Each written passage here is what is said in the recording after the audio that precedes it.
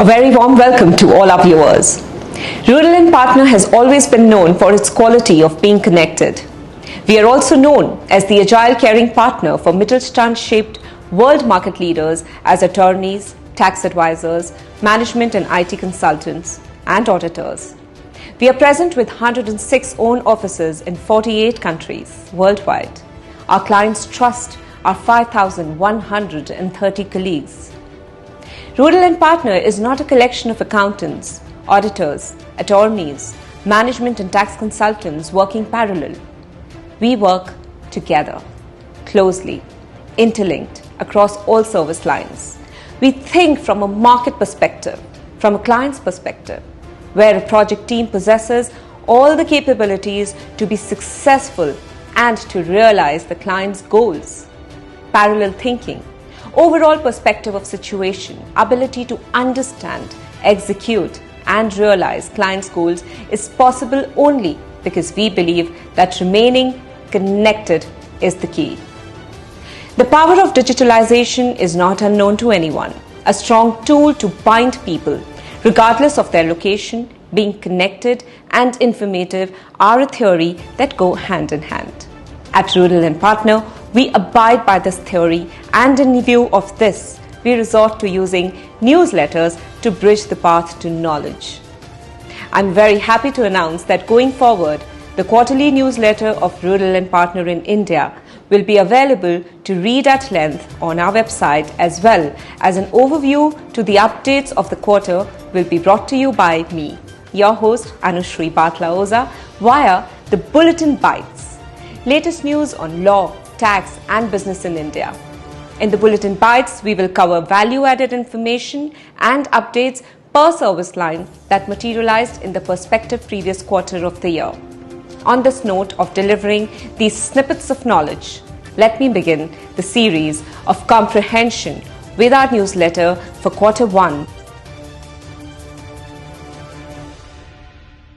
The Ministry of Corporate Affairs of India notified amendments in applicable additional fee and higher additional fee for delay in filing statutory forms under the Companies Act 2013, other than forms related to annual returns, and increase in nominal share capital of the company. The Companies Act 2013 was further amended by Companies Amendment Act 2017 and the Companies Amendment Act 2020. In this regard, it has been announced that certain provisions, Section 80(1) of the Companies Amendment Act 2017 and Section 56 of the Companies Amendment Act 2020 will come into force from 1st July 2022. These provisions amend Section 403 of the Companies Act 2013. As per the amended provisions, any document required to be submitted, filed, registered or recorded, or any fact or information required or authorized to be registered under the Companies Act shall be submitted, filed, registered within the time specified in the relevant provisions on payment of such fee as may be prescribed in the respective provisions of the Companies Act. Further, the amended provisions have also further introduced the requirement of paying additional fee in case of delay in filing or submission of such documents, facts or information. Further, where such default is being committed by a company on multiple occasions, the same shall be filed with payment of higher additional fee as may be prescribed under the provisions of the Companies Act. There has been introduction of requirement for all companies eligible to conduct CSR activities to file Form CSR2 for filing report on corporate social responsibility. Further, coming to labour law updates, on 17th March 2022, the State Government of Maharashtra has brought further amendment to Maharashtra Shops and Establishments Regulation of Employment and Conditions of Service 2017, which in common parlance also known as Maharashtra Shop Act. With this amendment, now it has been made a requirement that the name board of every establishment shall be in Marathi language in Devanagari script, apart from any other language may be used. The Employees Provident Fund Organization has issued a clarification dated 24th February 2022 stating that NEEM trainees shall be eligible for Social Security benefits under the Employees Provident Fund Act. NEEM, which stands for National Employability Enhancement Scheme, is a joint collaboration of Ministry of Human Resource Development and All India Council for Technical Education, AICTE, to launch an apprenticeship program of a person who is either pursuing post-graduation, graduation, diploma in any technical or non-technical stream, or has discontinued studies after class 10th to gain first-hand experience of working in an industrial setup. The Employees Provident Fund organization has, in the clarification, stated that the NEEM trainees shall fall within the ambit of the definition of Employees Provident Fund Act, accordingly would have to be covered under the Employees Provident Fund scheme. As per the circular issued by Deputy Commissioner cum District Officer of Gurugram, it has been clarified that all establishments having constituted internal committee must submit their annual report for preceding calendar year by April 30th of every calendar year. Our tax news will be presented to you in 3 sections: transfer pricing updates, indirect tax updates, direct and international tax updates.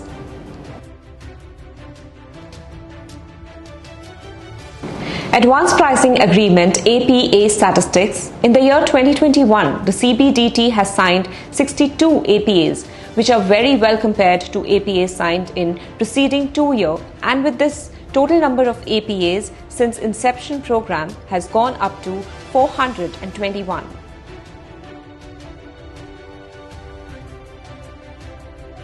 The Finance Bill 2022 has been assented by the Honourable President of India. However, the changes proposed under the GST regulations would be made effective only from a notified date, whereas the other changes under customs and excise regulations would be effective from the date of the relevant notification unless otherwise stated. The applicability of mandatory e-invoicing has been further extended to the taxpayers whose turnover has exceeded INR 200 million in any of the preceding financial year with effect from 1st April 2022, which was earlier applicable to taxpayer having turnover in excess of INR 500 million. Further, as per the power conferred under Section 149 of the Customs Act 1962, relevant procedure by way of issuing rules are prescribed for amendment of shipping bill on post-export basis, wherein detailed procedure, time limit and terms and conditions are given. Moreover, as part of ease of doing business, the Customs Imports of Goods at Concessional Rate of Duty Rules 2017 are further amended, wherein automation process is introduced, wherein the importer can file intimations online and in simplified mechanism with effect from 1st of March 2022. The rules for operations of electronic cash ledger via common portal of customs are also introduced, wherein a common portal for each person in regard to every deposit made towards duty, interest, penalty, fee, cess, surcharge or any other sum payable by the person. The exemption for payment of IGST has been further extended under the Export-Oriented until EOU and Advance Authorization AA, Export Promotion Capital Goods EPCG license schemes until 30th of June 2022. Further, the existing Foreign Trade Policy 2015-2020 has been further extended by another 6 months until September 2022, and the wait for the new Foreign Trade Policy continues further. Moreover, the time limit for filing the application under Merchandise Exports from India Scheme MEIS for exports made during the period 1st April 2020 to 31st December 2020 and 2% additional ad hoc incentive under para 3.25 of the FTP for the exports made during the period 1st January 2020 to 31st March 2020 has been extended till 30th April 2022. Whereas due date of filing applications under rebate of state and central taxes and levies and rebate of stat levies was also extended up to 15th March 2022. Separately, one of recent landmark decision, the larger bench of Honorable Supreme Court has held that relays solely meant for use in railway signalling equipment would merit classification under heading 8608 and not individually as relays under heading 8536. Post the said ruling, CBIC has come out with instruction to discuss the implication of the Supreme Court judgment due to divergent practices being adopted by the trade and formations in assessment of automobile parts. Moreover, the Honorable Kerala High Court was upheld that though Section 80 of the CGST Act confers power upon the Commissioner to extend the time for payment, the said benefit is limited for payments other than those due under self-assessed returns. In cases of self-assessed returns, the Commissioner of GST does not have the power to permit payment of tax in installments.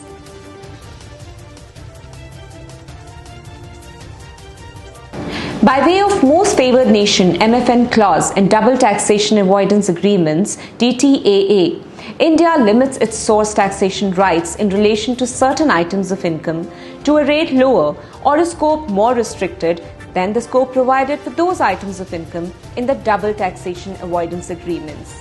Since the same is restricted in India and some other state double taxation avoidance agreements, some of the double taxation avoidance agreements also provides that India shall enter into negotiations with first state in case more beneficial treatment is accorded to any third state. Availability of such beneficial taxation basis MFN clause was a matter of debate. CBDT has now clarified that the applicability of the MFN clause and benefit of lower rate or restricted scope of source taxation provided in India third state double taxation avoidance agreements will be available to the first Organization for Economic Cooperation and Development OECD states only when all the prescribed conditions are met.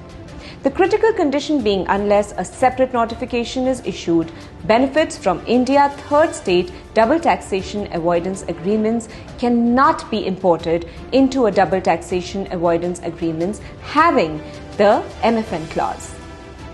The applicability of the said circular cannot be said to be final with two courts, namely Pune ITAT and Delhi ITAT, already issuing a ruling in favour SSE opting to avail such beneficial tax rate even in absence of separate notification. Another notification is in respect of advance ruling. White Finance Act 2021, the Authority of Advanced Ruling AAR, was revamped by introducing the Board of Advanced Ruling BAR from the notified date and with such modification as would be notified by the central government. In furtherance to the same, the CBDT has now notified the E-Advanced Ruling Scheme 2022. On the international tax front, under the ongoing work of the OECD G20 Inclusive Framework on Bank Erosion and Profit Shifting BEPS to implement the two-pillar solution to address the tax challenges arising from the digitalization of the economy, the OECD sought public comments on the draft model rules for tax base. Determinations under Amount A of Pillar 1 before 4th of March 2020 has also released such comments, including recommendations from stakeholders. On the litigation-prone issue of existence of permanent establishment, PE, Delhi ITAT ruled in favour of the taxpayer by observing that merely providing access to the premises for the purpose of providing agreed services would not amount to the place being at the disposal and resulting in PE. In another ruling on the issue, Mumbai ITAT held that the clauses in the agreement granting authority to conclude contracts on behalf of principal should be substantiated by actual conduct and evidence to alleged agency PE.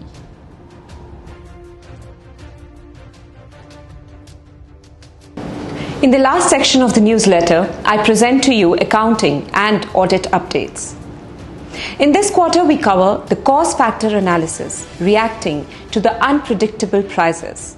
Volatile and unstable global markets coupled with rising energy costs to unexpected fluctuations in raw material costs have widespread implications on organizations. It is up to the organizations to either absorb additional costs, find new ways to mitigate the expenses, or pass price increases along to customers who are already reluctant to spend. Given such dynamic external factors, the element of costs such as material, labor, and overhead cost could also be strategically controlled internally within the organization. We explore ways to control the costs in terms of developing a unit-level cost sheet, minimizing the margin of process errors, analyzing the cost impact of reducing the unnecessary feature in products. Given the ways discussed in the article, the business model may need to be refined to address the challenge of cost control. Those were the top updates for our last quarter, January to March 2022. For any queries or questions pertaining to this newsletter, feel free to contact the relevant professionals. Detailed information on the same is available on our Rödl Partner India page. Please stay tuned. We will be back with our next newsletter updates for Quarter 2 via Bulletin Bites in July 2022. Until then, stay safe, stay healthy, and stay updated.